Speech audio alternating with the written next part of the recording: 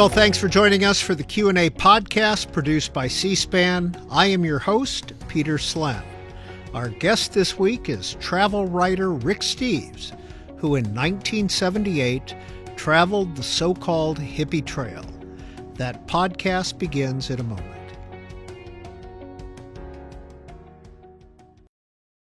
Rick Steves is well known as a travel writer and tour operator, and Americans have used his guides, written and oral, to follow in his footsteps all over the world. But as a young adult in 1978, he traveled the Hippie Trail from Istanbul to Kathmandu. This was a roughing it backpack trip, and in his latest book, taken from his contemporaneous journals, he details his time behind the Iron Curtain, in restless pre-revolutionary Iran, crossing the Khyber Pass, and arriving in India. Our conversation with Rick Steves begins now. Author Rick Steves, what is the Hippie Trail? The Hippie Trail is the epic road trip that hippies and backpackers, young people did back in the 60s and 70s, taking you from Istanbul to Kathmandu. It's back when the Beatles were going to India to hang out with the Maharishi Yogi, and it was the trip of a lifetime for a lot of people. How did it become a thing? Was it the Beatles? No, people were doing it before. I think there was a lot of people in the Western world that were a little bored with their homogeneity and how everything was predictable and comfortable, and they wanted to get out and experience the world. They wanted to be close to the ground. It was sort of when I look back on it, it's just like people wanted to be out there getting their fingers dirty in the real world. It was kind of like celebrating not knowing where you're going to sleep tonight, and lousy hotels, and scary border crossings. And the end of the rainbow for all of us was Kathmandu. And that's sort of like the hippie nirvana. And you describe in your book on the Hippie Trail, Kathmandu as the Mecca of freakdom. What do you mean by that? Well, freaks is the old word for hippies. So there's a lot of freaks on the road. And not that I was any great hippie, but, I sure enjoyed it. It's, a lot of backpackers just end up staying somewhere, and they stay there so long they no longer get homesick. It actually becomes their place. And you'd hang out in, if I remember correctly, you'd hang out in Kathmandu, the capital of Nepal, until your visa expired, and you had to go down to Goa to leave India and Nepal and re-up your 90 days you could stay or whatever. And then you go back to the Mecca of freakdom and hang out some more. I was on an itinerary. I didn't hang out there forever. I had to get home and work. But I was 23 years old. I'm 3 times as old as that right now. And it was the best trip of my life. And I did that trip before I was a travel writer. I've spent 100 days in Europe ever since I graduated from high school. For the first 4 or 5 years, I was just doing it for kicks. My piano students would not practice in the summer. I'm not going to fight that. I'm going to Europe. I'll see you in September. And then eventually I learned about how to travel well, and I've been teaching travel ever since. This was the sort of foundational trip that made me friends with the world. It provided that compost pile of experiences. And when I look back on it, it was from that grew my passions for teaching experiential travel that can be transformational. I love the idea that you learn about your home more by leaving it and looking at it from a distance. And it's a healthy thing to do. And I'm just committed to the idea that if everybody could travel, especially, in their youth, they could figure out more and better what their place is in this world. And also they'd be more appreciative of things back home. And I think we'd have a different political landscape today than we have right now if everybody could travel before they could vote. Well, the year is 1978. You're 23 years old. Who were you and what were you doing? I was a piano teacher in a small town half hour north of Seattle called Edmonds. I'm looking out at it right now. I've traveled a lot, but I can still see my junior high school right over there. And I was a privileged suburban American kid, um, and every year I would go to Europe. I never wanted to go to Europe. My dad was a piano tuner. He started importing pianos from Germany. He said, "Son, we're going to go see the piano factories in Germany." Thought that's kind of a silly idea, but okay, Dad. And I got over there and I realized, wow, this world's interesting. After a couple of trips to relatives in Norway and piano factories in Germany, I decided I don't need my parents for this. Traveled every summer. I was learning from my experience. Other people were making the same mistakes I had made. So I just thought, that's crummy. Why can't I package the lessons I've learned from my experience and teach those? And other people could learn from my experience rather than their own and have a better trip. And I'd have a good excuse to go back to Europe every year and update my material. That's what I did a couple of years after this hippie trip. I became a professional traveler. Over there taking notes, learning from my experience. When I got ripped off, I celebrated. They didn't know they just ripped off. I was going to learn that scam, bring it home and share it with all my public here. But in 1978, I was just a happy piano teacher. My girlfriend was a piano teacher. We were going to get married and move our grand pianos together. Grand pianos can snuggle. And the last words in this book on the hippie trail I got home, I turned my recital hall into a lecture hall and gave up my piano students and started a small travel business. So when I discovered this Hippie Trail book, this book is my newest book, but it's also my oldest book. It's a 60,000 word journal that I wrote diligently as a kid traveling from Istanbul to Kathmandu. And every year I had this passion for writing journals. I mean, this is the kind of handwriting I had back then. I can't even read my handwriting today, but that's 2 pages out of a couple hundred in an empty book that I wrote. And I wrote that journal and I got home and I forgot about it, basically. I don't think I read more than 3 or 4 pages of it until COVID hit. And then with COVID, I had some time on my hands. It was kind of a forced sabbatical for a tour guide and a travel teacher. I read the book and it was like an anthropological dig into myself when I was 23 years old. Vivid, candid, unguarded, politically incorrect, raw. It was good travel writing. Wow. And I wasn't a travel writer. I was a piano teacher. I'm kind of worried about vanity press. My mom would love this. I think it's interesting. No. I had to run it by my publisher. And they thought, this is great. Let's publish it. I've written 60 or 70 books since, all about traveling in Europe, because that's what I do. I write guidebooks with my staff of 100 people at my company, Rick Steves Europe. But this was 2 years before my first real travel book. This is just my journal, my selfish journal. I wrote it for myself. And now, so many years later, 46 years later, it occurred to me, this is a historic thing. This is the last year you could do the Hippie Trail, 1978. The next year, the Shah fell and Khomeini came and Iran became a theocracy, a Muslim, they had an Islamic revolution there. The next year, the USSR invaded Afghanistan, so you certainly couldn't travel through Afghanistan anymore. Nobody ever did the Hippie Trail along the classic route again. I documented it in 78. It was the perfect time in my life to do it. The month after I graduated from college. I had the 60,000 word journal that survived, and I photographed it beautifully. I'm no great photographer, but for some reason I did a gorgeous job of filming this thing, and those photographs survived also. So that's, hard to do the book without photographs like that. Heading east from Istanbul, going to Kathmandu. Well, you said your goal was to write 1,000 words a day, and you talked about the importance of writing contemporaneously and not 2 days later. Oh, yeah. You got to write in the field. You got to have squished bugs on the page when you get home. And to me, I wonder why I have this passion about journaling.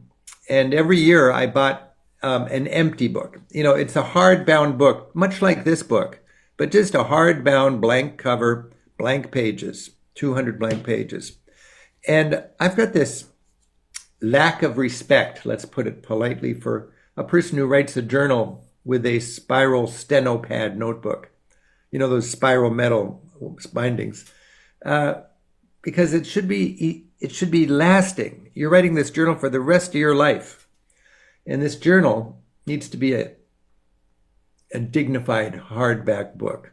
And that's what I did. And I've got 7 of these journals for 7 years of travels. And this is just one of those journals.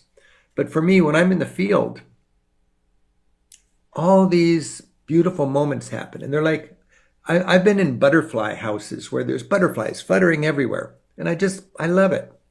And when I'm traveling, these moments, these what we call magic moments, they flutter by. Boom. Oh, that was great. Boom, boom, boom. And if you don't write them down, you'll never see them again. Ha! And I was like netting butterflies. You know, a lot of people like to net their butterflies and pin them to a board on the wall so they can enjoy those beautiful butterflies. That's what I was doing with all these experiences on this trip. And I think it causes you to be a little more observant, a little more appreciative. Writing it down, the discipline of writing it down makes you also think about what's the meaning of this? Why did I stumble into this? So what? Is it of any value? And you have to struggle with that, and you note how you feel. And when I was 23 years old, I was not political. I could care less about poverty. I smoked marijuana for my first time on this trip. I didn't know what I was going to do with the rest of my life. I thought I did, but I didn't. I was very ethnocentric, and then I realized how I don't want to be ethnocentric. To this day, India, when people ask me, what's your favorite country, because I write books about Europe, people know me for Europe, because that's my beat. My mission is to equip and inspire Americans to venture beyond Orlando, and Europe is the first stop. It's the wading pool of world exploration. But my favorite country is India. And I wonder, why do I think that? And I think it's because India wallops my ethnocentrism. India rearranges my cultural furniture. India humbles me. It's good for an American who finds so many truths to be self-evident and God-given to get out there and realize we're not the norm. The world's not a pyramid with us on top and everybody else trying to get there. We're good, but so is everybody else. We're just 4% of this planet. There's 96% out there, and it's good to get to know the neighbors. That's really a beautiful thing about taking a trip like this. And that's a beautiful thing about writing down your thoughts. Because you have thoughts that you can read years later and you go, wow. Not to mention the practicality of having a document that rekindles those memories. So 40 years later, 50 years later, you can get that book out and read it, and it's like you're traveling again. Well, from your 1978 journal on the Hippie Trail, India. Words can't explain my joy as I stepped across that happy tree-lined border. I dreamed so long to experience this enchanted subcontinent, and now I was here. I know I could have just flown to India, but I'm glad I endured the overland road, even though there were many moments, long moments, when I thought the whole idea was a stupid mistake. Ah. Peter, that right there, whatever you read, that was a paragraph out of the book. That's a good reason for writing a journal. That captured my feelings. I remember with my buddy, Gene, we had traveled together before. All the fun kids were on the islands in Greece having a big, long, extended party. We kept trekking, trudging, battling our way east. When I left Istanbul, it was clear to me nobody knew I existed between Istanbul and Seattle. And I didn't know anybody who existed between Istanbul and Seattle. There was no internet, no parents to come in and help you, just a few traveler's checks in your money belt. And we headed east. And it was hard. We were sick. and there was scary borders. And we kept thinking, we could always turn around and just in 3 days we'd be back in the Greek Isles where all the parties are. In 4 days, in 6 days, we could be back in the Greek Isles. But we kept moving. And I had tried to do the trip a couple of years in a row before that, but I found excuses to bail out and go back to Europe. I'm so glad we pushed through. And it's the oddest thing, what you pick that paragraph you just read. When I reached the border of India, it was the biggest high five moment. It was like coming home. And I don't know why. To this day, I'm not sure why. Part of it might have been English speaking, former British colony. Part of it might have been the infrastructure that Britain left there. But I think it was more that it was this Hindustan. It was a subcontinent of 1 billion Hindus. And there's something fragrant about it, something delightful and joyful and chaotic. I'm really interested in tectonic plates. From a geological point of view, the world is a bunch of tectonic plates, and when they come together, that's where you've got earthquakes and volcanoes and all sorts of excitement. Well, you can think about a lot of tectonic plates on this planet. You can also think about tectonic plates as where cultures come together.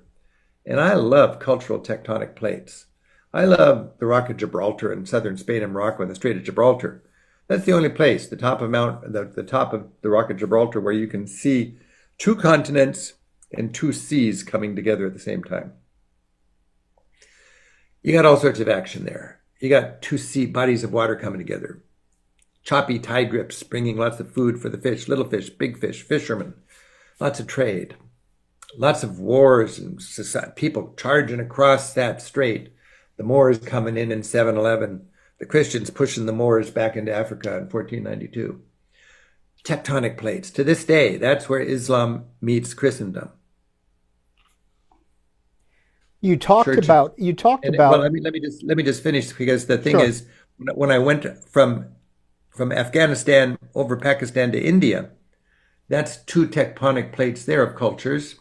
I remember being aware that I had just traveled through what is basically Islam, from Istanbul to Afghanistan, all burned off, all brown, all arid, a forest of minarets and a cacophony of calls to prayer. It's a beautiful experience. And then we come through Khyber Pass. Khyber Pass is the fabled mountain pass that takes you out of Afghanistan.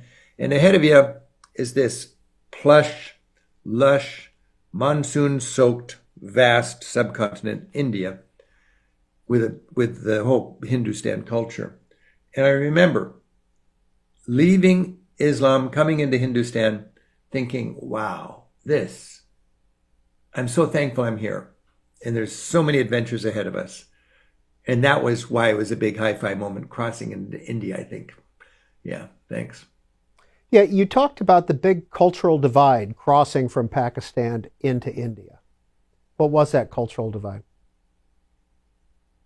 It was going from, as I just said, from the Muslim world to the Hindu world. And there was not a easy time in history for the people in India. When India got its independence, it decided to sort out their culture and kick all the Muslims into Pakistan and then take all the Hindus into India. And it was a very hard transition period. And today you've got Muslim Pakistan and you've got Hindu India. You've got Kashmir, which is a disputed area, which is ruled by Hindus but populated by Muslims. That was something that it's interesting for me to look back on things, Peter, because I know things now that I didn't have a clue about back then. And it's fun to look back on it with the help of the journal and see how naive and green and uneducated I was. But it's the growing pains of a global perspective, of gaining a global perspective. And I've got this notion that culture shock is a good thing. A lot of people try to avoid culture shock. To me, culture shock is constructive. It's the growing pains of a broadening perspective. And it should be curated. In fact, that's what I do now in my work, is I help to create culture shock, and I help people to see it as a constructive thing. and capitalize on it. So they go home with a dual citizenship, a keener appreciation of what it means to be an American, and a global citizenship. They actually care about people beyond our borders. I want to ask you about 3 sites that you visited in India: the Golden Temple, the Taj Mahal, and the Ganges River. Ha!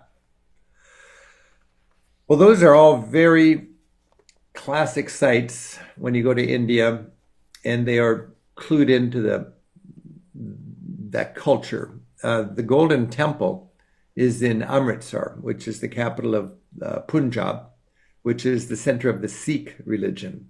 And the Sikh religion, I don't know that much about it, but it's famous for being hospitable to strangers and welcoming. And I've never been to a very, very, very sacred place for a religion that felt so welcoming as the Golden Temple of the Sikhs in Amritsar in Punjab. Wow. And to go there, I remember it was really wet. It was raining. And we had to walk around the temple in bare feet. And it was the most beautiful experience. And there was so much devotion around us, so many people getting close to God. And I just loved, the Golden Temple was dreamy. The Taj Mahal is one of those places that everybody dreams of going. And those places that everybody dreams of going are often disappointing when you finally get there. It's like the Mona Lisa. Oh, it's dingier and it's smaller than I thought. And it's surrounded by crowds of aggressive tourists. Messes up the whole vibe. The Taj Mahal did not disappoint. It exceeded expectations. And I remember going there. It was so good that we just stayed for the rest of the day. We just wanted to be there and kind of meditate on it.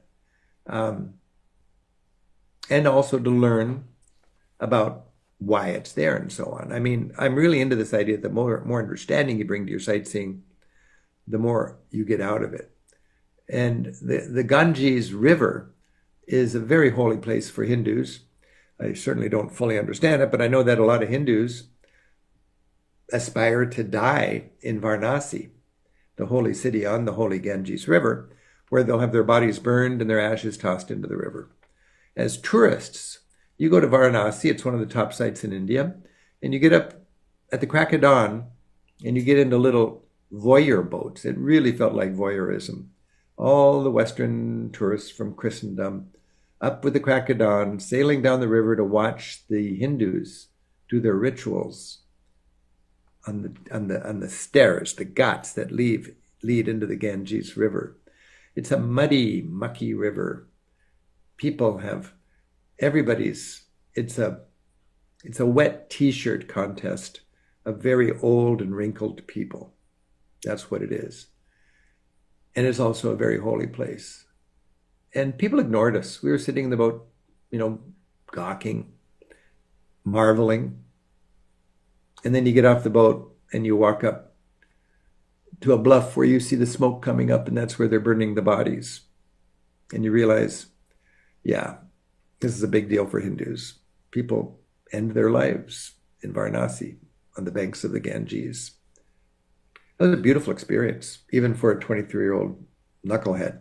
It was great. Spiritual experience? For me, it wasn't so much of a spiritual experience for me. For me, it was a perspective broadening experience to gain an appreciation that there are a lot of different religions on this planet, and everybody's struggling to get close to God, their heavenly maker. And I work very hard in my travels not to judge religions that I don't understand. There's a lot of religions. I'm a Christian. I understand, how Christians try to get close to God. And I respect that other people in other cultures try to get close to God in other ways. From your 1978 journal writing about Varanasi, every tourist in the city is harassed from dawn till dusk by people of all kinds who see each tourist as a walking money tree. Yeah, that's exactly it. Who wrote that? That is really good. That's a reality when you're traveling. And much as we were just poor ragamuffins, we were doing this on $3 a day or $5 a day or something like that. Much as we were ragamuffins, we were wealthy compared to the people around us, and they knew it. And I didn't fault people for trying to rip us off, because their lives were tough and our lives were easy. We were just having an adventure. If we lose our camera, we buy another one. Yeah, but that was, this was a chance for us to immerse ourselves in that rough world. Peter, repeat the end of what you asked there so I can answer your question properly. No, I just read the quote and you just answered it. We talked about what you experienced in Varanasi. But let's go back, Rick Steves. This is 1978. 10 countries, 56 days. Travel was not as easy in 1978 as it is today. How much planning went into this 3,000-mile journey? I'm all about planning. I write guidebooks about how to plan your trip to Europe. And the more you plan, the more you can be flexible in a way that's not regrettable for the overall smartness of your itinerary and so on. But that's European travel. I do not teach India because it would be very frustrating. India is a personal experience. You can't predict how India will impact you. You can't bottle India and put it on a tour bus itinerary. I can bottle Germany, I can bottle Ireland, I can bottle Portugal, no problem. I know what turns people on in France, but India is a very personal experience. So we didn't plan. In fact, we didn't even have any information. There were a few guidebooks out back then, but on the Hippie Trail, there was really nothing very good. And I think that there are certain takeaways from this trip by Rick Steves before he was the Rick Steves that people know. I was a piano teacher. I didn't want to be a travel writer. I wanted to be a piano teacher. I loved it. I, on the road, gained a real appreciation for the value of travel information. On a long bus ride, I would walk up and down the bus, and any tourist, any traveler, any hippie, I would see if they had any information. I'd borrow it for the bus ride and read it, scour it, because I needed information. Before this trip, I took a class in the free college at the University of Washington. It was just where people make their own classes and share them. And this guy had done the Hippie Trail. He was older, smart old hippie. And he had the experience, and there was 20 kids in there taking the class because they were going to do it and they wanted to learn from his experience. He was so lazy, disorganized, didn't appreciate the value of his experience for us having a better experience. And I left from that class actually angry. I don't get angry that much. And I was angry at that man because he had the information and selfishly would not share it with us. And we even paid to sit in front of him so he could share. And we needed that information.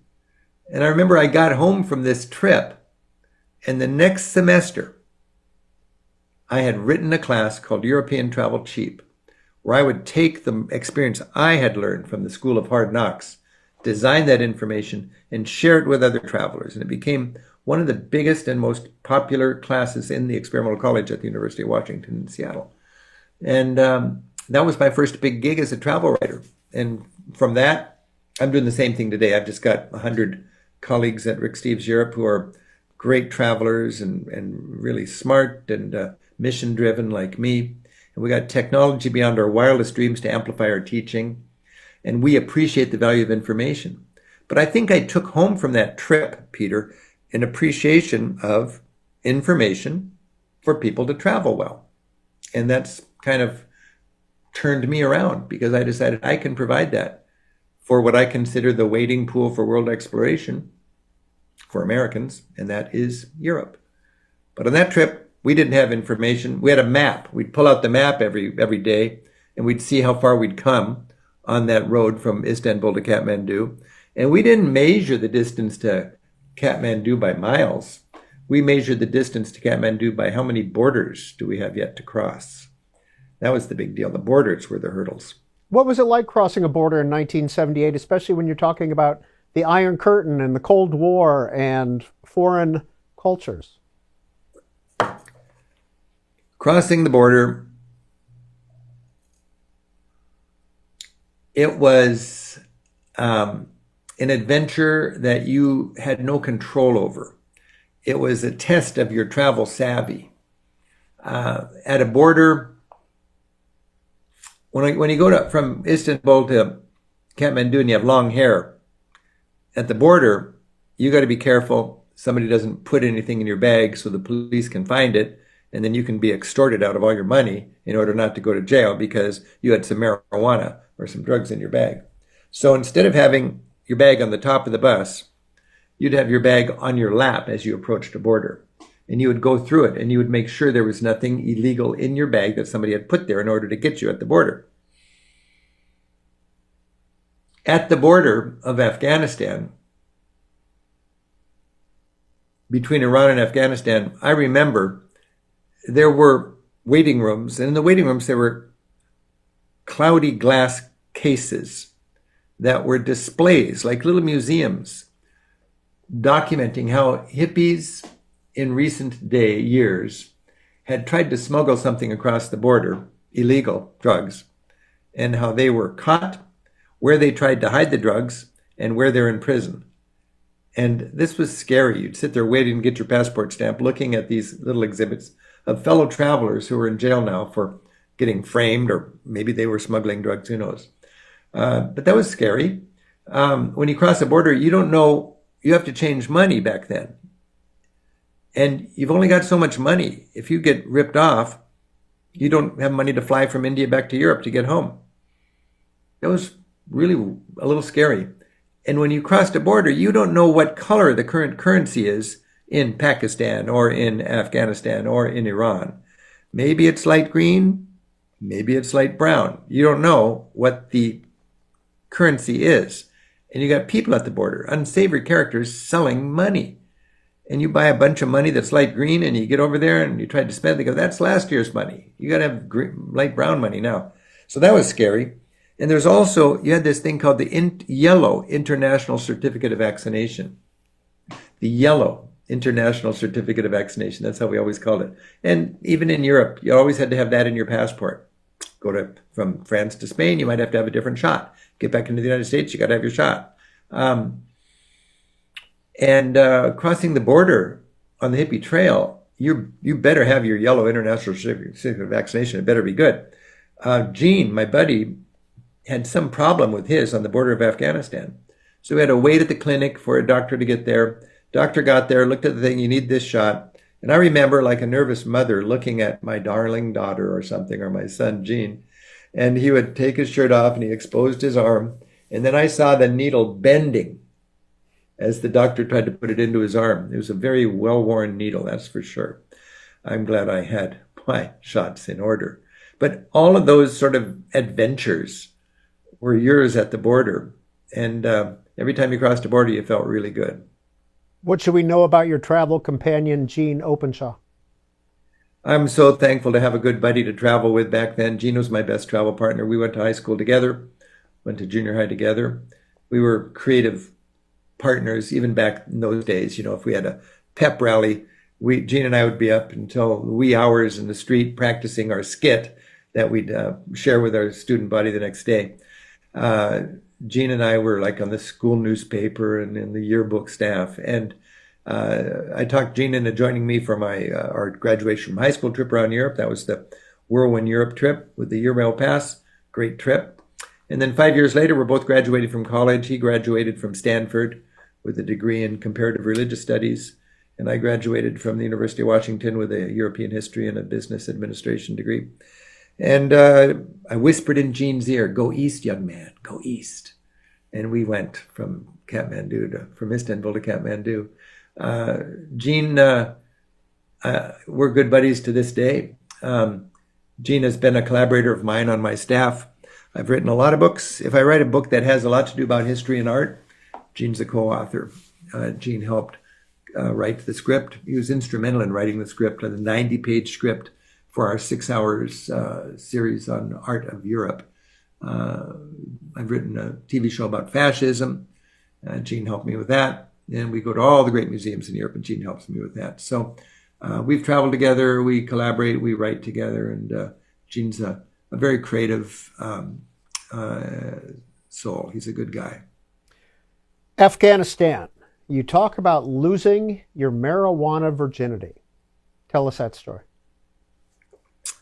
You want to hear how I lost my marijuana virginity? All right. When I look back on it, that's the fun thing about a journal. You capture your feelings at the time and you look back on it and you have some perspective. Most of my friends at the University of Washington smoked marijuana recreationally. I never did. I just thought, I don't want to cheapen myself by taking marijuana because of peer pressure. I wanted to feel good about it. I was like that nice young girl or boy that didn't want to just throw their virginity away in a way that they would regret. I wanted to respect myself the next morning. I wanted to smoke pot when it felt right. And it felt right in Afghanistan, baby. So we crossed the border from Iran into Afghanistan. Our first night was in Herat, the big city in western Afghanistan, a wonderful city. Herat is where we decided, yep, we're going to India. We're not turning back. This is the point of no return. Gene had smoked pot before. He was pretty good at it. He was kind of holding my hand and saying, okay, Rick, remember, sometimes you don't always get high on your first try and so on. Gene scored some good stuff. I don't know if it was hash or marijuana or whatever, but you smoked it and you got high. We were smart. You don't just do that in the street. I mean, you end up in a jail. We smoked in our hotel room. I remember looking at the naked light bulb dangling from the ceiling and thinking, is that breathing? And then, it's funny, I didn't know if I was high, but thinking back on it, I must have been high to look at a light bulb like that. I ended up on the rooftop with the man who was the janitor of the hotel.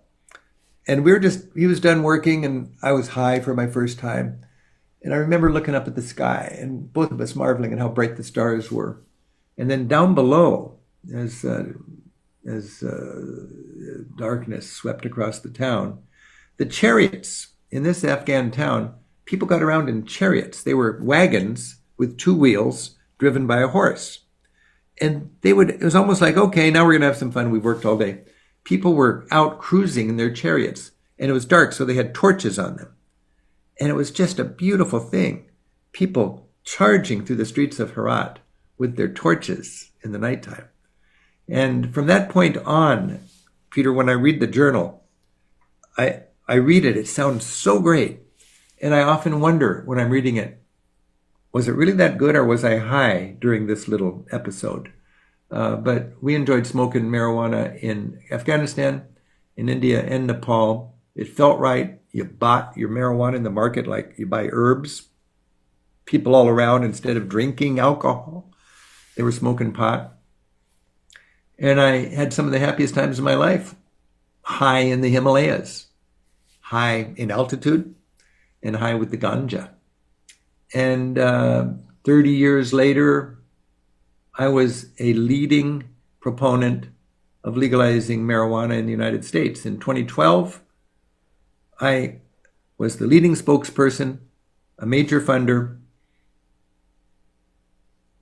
and an advocate for legalizing marijuana for responsible adults, recreational marijuana, not just medicinal.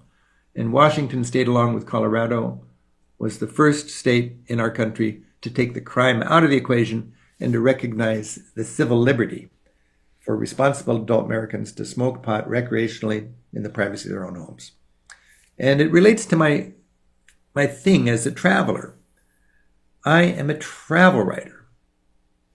For me, high is a place. If I want to go there, and my government says I can't, there better be a good reason. And there's no good reason for our government to tell me I can't. Work real hard all day long, come home, just smoke a joint and stare at the fireplace for 3 hours. If I want to do that, that's my civil liberty. So that's kind of my thing, and I look back on it, and it came out of my experience on the Hippie Trail. It's not all about marijuana, it's about freedom, and it's about civil liberties. It's not a big part of my life right now, but I am keenly aware that in the United States, a privileged white person can smoke pot pretty safely, even in red states. But if you're a poor person or a person of color, it can be a very, very difficult fork in the road of your life. It's just not right. So I work to this day. I'm a board member of Normal, proud board member of Normal. I was the chair of the board for 3 years. And we're doing hard work. We're doing hard work to help legalize marijuana, to take the crime out of the equation, to end the racism and the non-productive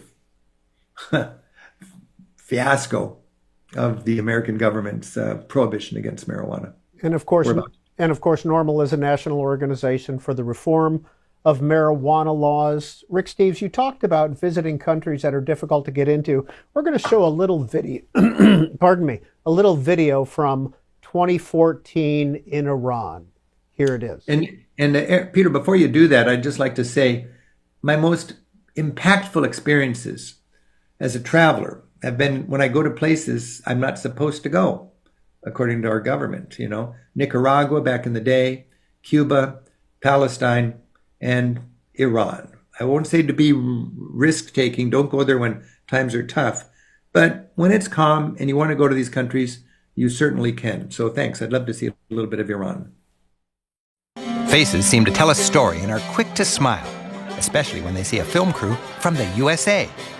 Actually, we found that the easiest way to get a smile was to tell people where we're from. I'm from the United States. Oh, you're from the United States? Yeah. Okay. Yeah. America? No. Yeah. It's true.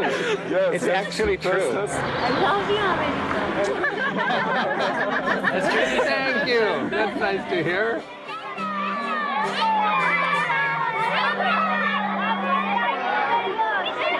I was impressed by how the people we met were curious and eager to talk. Young, educated people are internet savvy and well-informed about the West. They generally spoke some English. Anywhere foreigners went, signs were bilingual, Farsi for locals, and English for everyone else. And that was from your PBS show, Rick Steves, Iran. How did that 2014 trip compare to your experience in 1978 when you were there? Peter, when I went across Iran in 1978, I was not tuned in to politics. I saw portraits of the Shah in markets with these cheap glass frames and so on, and they did seem fragile. I had this image of an earthquake, a political earthquake hitting, and all of those portraits that people buy in the market for their dictator crashing to the ground with broken shards of glass everywhere. That was my image. But I really didn't know the context, or I wasn't that interested in it. Of course, I went to Iran much, much later with my TV crew, making a 1-hour special for public television, which, by the way, anybody can see anytime if they support public television and they go to the PBS Passport app. And if they don't have that, they can watch any TV show I've ever made, 150 shows, for free on my website at ricksteves.com, including my show on Palestine and Israel, my show on world hunger, my show on fascism, and my show on Iran. When I went back with my TV crew, people said, "Why are you going to Iran?" And I was a different person then, as an older, more tuned in and politicized global citizen. And I said, I'm going to Iran because I think it's good to know people before you bomb them. It should hurt. As a tax-paying American citizen, I have this strong belief that any bomb that drops and any bullet that flies from my government has my name on it. And I should take some responsibility for it. And I wanted to understand, who were the Iranians? Who were the 70 million people that voted for Khomeini? How could they vote for a guy like Ahmadinejad? Who was the base of these people that seemed so crazy to me? It's hard to imagine a well-educated society voting for that. Of course, in the decades since then, I've seen it in democracies all over the West, including ours, that you surprise a lot of people by who you choose to be your leader, and then you elect that person again. I just wanted to humanize Iran. I wanted to make a 1-hour show about Iran that didn't scare people, but just let us know who are the people of Iran and what is their context. It was a beautiful experience for us to be able to make that TV show. It's one of the most timely things we've ever done, and I think it's still worthwhile today. Again, it gives context so we can understand the news as it unfolds. Iran's a beautiful society. I've never been in a country where we were so warmly received on the streets with our TV camera. You'd think people would be throwing stones at us. There's an American TV crew. No. I mean, we were stuck in a traffic jam, and one day I remember it was just silent. We're sitting in the middle of the freeway, and the man in the next car asks us to roll down the window, and he hands over a bouquet of flowers, and he says to my driver, "Give this to the foreigner in your back seat and apologize for our traffic." I thought, wow, that doesn't happen in Seattle where I live. And that was just a different Iran than a lot of Americans experience.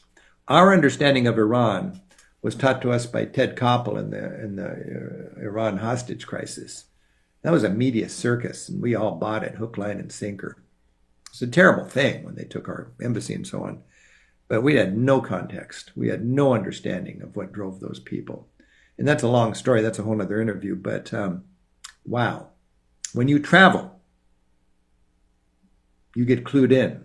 Muhammad said, "Don't tell me how educated you are. Tell me how much you've traveled." I like that. I like that. Travel. It connects us with the other 96% of humanity. And it lets us not be afraid of the rest of the world, but it lets us be engaged with the rest of the world, to celebrate the world in all its diversity. Wow.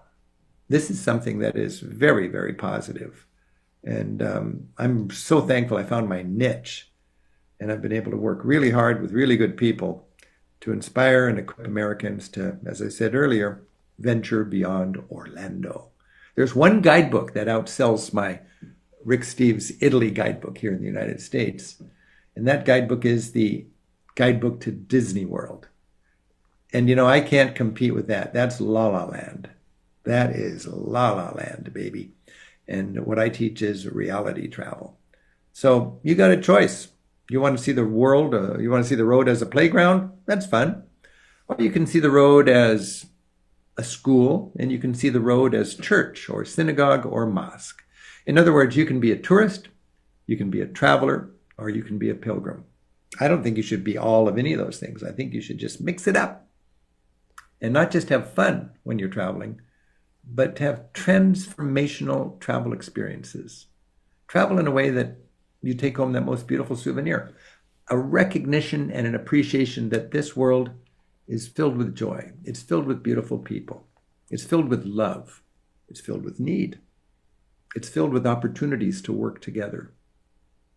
I love that. I'm so thankful for that. So get off the main drag, correct? Yeah, get off the main drag. You want to go to places where you're not seeing cultural cliches on stage designed for tourists to take photos of, but you want to see reality. You want to be accepted not as part of the economy all the time, but part of the party. You want to talk to real people, not the woman in the hula skirt that puts a lei on you when you land in Hawaii. You want to meet real people. You want to go to a pub and buy a drink for somebody and learn. Let them learn by talking to you. You want to go to a piazza in Italy and meet 3 students from the university there. They're all hanging out, and buy them all a spritz. It costs you $10, and you're the most popular kid on the block. You want to not have what I call road bias. If you travel on the main road through a town or whatever in your travels, you see everything that has the money or the purpose to be on the main thoroughfare. It's legit, but it's not everything. And if all you see going through a country is from the main drag, you've got road bias.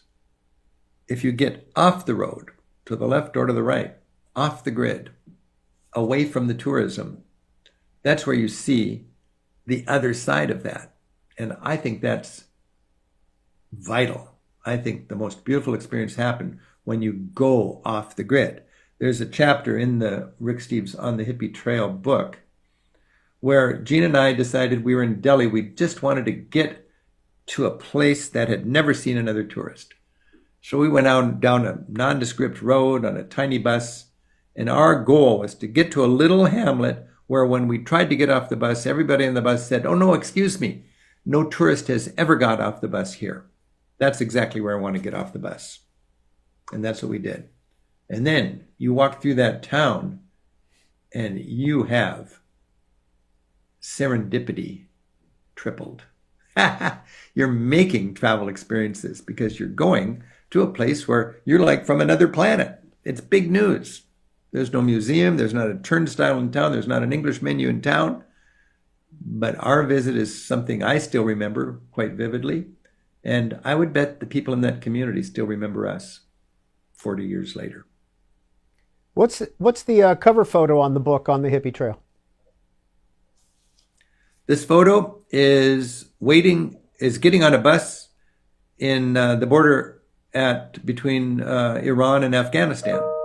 And that's the kind of travel that we ad-libbed all the way across.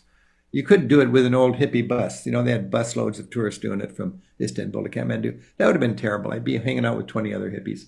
I wanted to be immersed in the cultures. I wanted to, I remember on one of those buses coming over the Khyber Pass, I had a window seat. I always wanted a window seat. There's a big window. The window collapsed into the wall below me. I could put my arm on the sill like Mona Lisa looking out over her beautiful terrain. There was some vomit from the person who sat there yesterday, still crusted to the outside of the bus. That was the only thing that made it less than perfect, but it was all part of the scene. And with that, I went from Islam to Hindustan, just one more day on the Hippie Trail.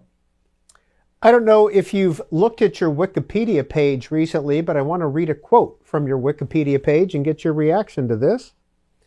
Steve is a workaholic. After long days of filming in Europe, he has been known to slip script revisions under the crew's doors at 2 a.m. in the morning, then to ask about them at breakfast for feedback. On long car rides, he sits in the back seat and types opinion pieces. He maintains hands-on control of every aspect of his business. Wow. That's pretty good. I do micromanage. I think that's something I annoy my staff with a little bit. I wish there was 6 of me so I could be involved in everything. I love my work. We think that it's really important that we help Americans travel thoughtfully. And I work hard and I work long. People say, when are you going to go on vacation? I have so much fun with my work. I get to collaborate with so many good people. I'm doing things that I think are meaningful and helpful now. And I love making TV shows. In a couple of weeks, I'll be in Istanbul and I'll be in Rome making new TV shows. I got my scripts. I got my scripts right here. This is Rome. And I've got to, I was up last night pretty late working on that. And I don't complain about it. This is my life and I'm really thankful. Yep. Mr. Steves, do you still lead tours to Europe? We take about 30,000 Americans on our tours every year. We have, that's the big part of our business. We make TV shows, we do guidebooks, and we take people to Europe. And that's about 40 different itineraries, about 1,200 different tour buses are going around Europe. I've got 150 guides in Europe who work with me. For 25 years, I led tours. I loved leading tours. Now I have to decide what's the most valuable use of my time, the most productive use of my time. And the fact is, my guides do a better job of guiding tours than I could. People would like to get to know me, I think, and be with me as a tour guide. But no, my Sicilian guides do a much better guide of Sicily than I could on Rick Steves' tour. My Slovenian guides do a much better job of Slovenia and Croatia. My German guides do a much better job of Germany, Austria, and Switzerland. So, no, I don't lead the tours anymore. The one tour I do lead, Peter, is Each year, I like to do a guide mentoring tour. We have 150 guides. As guides retire, we got to get new guides. And we hire a lot of guides who are already professional tour guides, but they need to drink the Rick Steves Kool-Aid as far as how to do a good what distinguishes a Rick Steves tour experience. So that's the guided tour I want to lead. And in the off season, in the dead of winter, I will lead 25 new guides on a Rick Steves tour. Again, they're all professional guides, but they need to let me be their guide for 7 or 8 days. And we go around with a couple people from my tour staff, and we let them know what's important for us, what our travelers expect, so they can be a good, not just a good guide, but a good Rick Steves guide. People who take our tours generally are coming back for more. Half of the people have been on more than one of our tours. Of the 30,000 people that went with us last year, many of them had taken 10 or 15 Rick Steves tours. We have to shape the clientele. We have to, for the right person, it's a wonderful vacation, but for the wrong person, it's a hellish experience. And we don't want the wrong person to get on the bus. So we have to make sure we advertise it very honestly. And we have to have guides that provide the same consistent, intimate, experiential, respecting the culture, curate culture shock experience. And that's what our guides do on a Rick Steves tour. So I'm really proud of it. And these days, I'm more likely to take a Rick Steves tour than to lead one. Now, I have been told that even with all your frequent flyer miles, you still fly coach. Is that true? Wow. You've done your research, Peter. I've never flown anything but coach, and I don't mess around with frequent flyer miles. But I'm just happy to be on a plane going to Europe in 9 hours safely. I always go coach.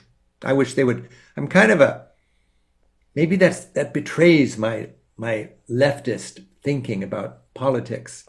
You got so much space on a plane and so many people.